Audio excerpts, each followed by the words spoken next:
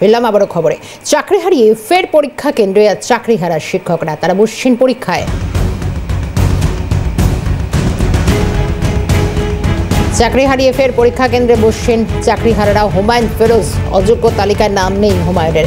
MBBS নেওয়া high স্কুলের শিক্ষক ছিলেন। ভ্যাবলা রাজেন্দ্র হাই স্কুলে পরীক্ষায় বসছেন তিনি। কি বলছেন এই পরীক্ষার্থী, একবার শুনবো।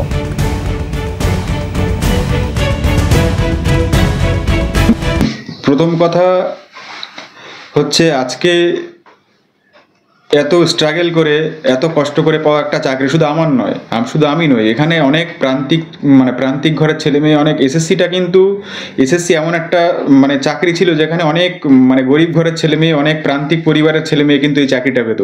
তো অনেক পরিশ্রম করে পাওয়া চাকরি, সেই চাকরিটা যারা যোগ্যভাবে সৎভাবে পেয়েছিল তাদের কাছে সত্যি আজকের দিনটা তাদের কাছে সত্যিই খুব কষ্টের দিন। তারা কেউ এই দিনটা কেউ দেখতে চায়নি। আজ